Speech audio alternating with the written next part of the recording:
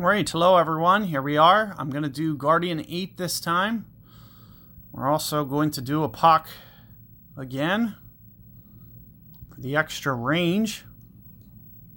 Well, it doesn't matter whether you use, do check out my other guide. I used a Kingmaker.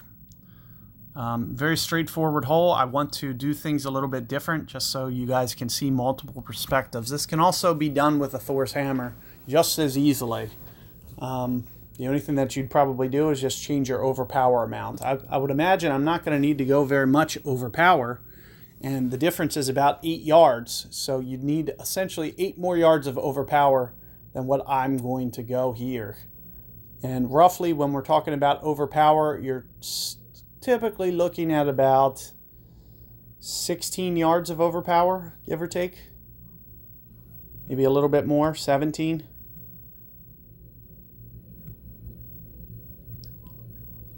So let's take a look here.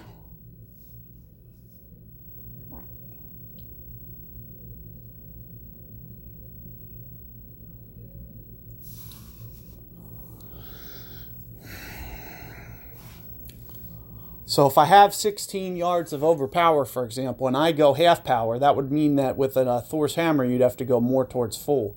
But I don't know for a fact that I'm going to go half overpower. It might be a little bit less, because I do have the Power 5 ball. Another thing you can, technically do is you could get it over into here, especially with some kind of hop shot. Not something that I'm going to recommend doing. I think this hole's going to play very, very straightforward, very easy, and you don't want to really try to overdo this like you can see my opponent doing. I just don't feel the need to try to get over there. It's going to give you a tougher angle. It's just not something I think you should be even focused on or worrying about. So here you can see, I'm not going to even need anything close to even half power. It's going to be much, much less. So I'm going to try maybe about 3 topspin, maybe even no overpower, to be honest with you. Just a little bit of curl. In terms of my rings, I'm probably going to go somewhere around 7-ish rings. So somewhere around here, you can see I'm probably just going to put it on the max line. Just give it a little bit of curl. Call it a day. Do very, very little for this. Shouldn't need much extra distance rollout. So, I use 3 topspin. You can see it almost, it almost goes down to the edge of the fairway. So you don't really have to worry too much. And what this is going to do is it's going to give me that extra range on the second shot. So that's the primary reason that I want to do this, is to give me that extra range. Now, this guy could probably still get to the green.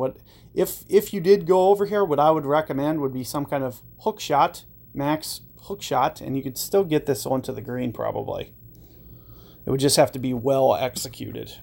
Try to land somewhere up in here and, hook it around and miss this bunker here.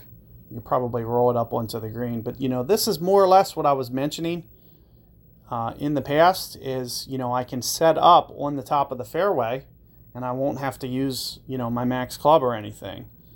So that's primarily the reason that, we're looking at this shot. Keep in mind that I am a little bit uphill. I'll be pulling down towards mid club, so I probably need to use just a little bit less of an adjustment, and we're also going uphill.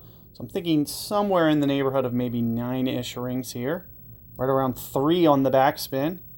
You can see what I'm doing with my alignment as well. And right around 9 rings here. Perfect ball. Let's just see how it comes in. Looks pretty good. Looks pretty good. You'll see. Very, very makeable shot there.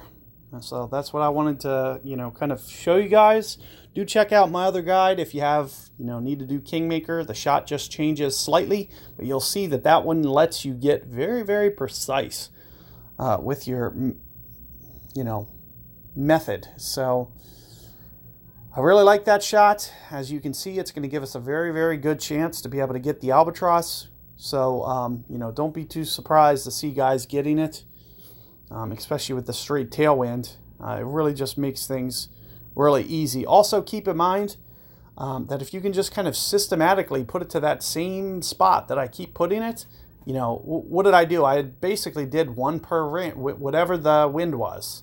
So I think I was like 8.9 rings for an 8.9 wind. So I wouldn't even need to use the notebook tool if I can drive it to that same spot.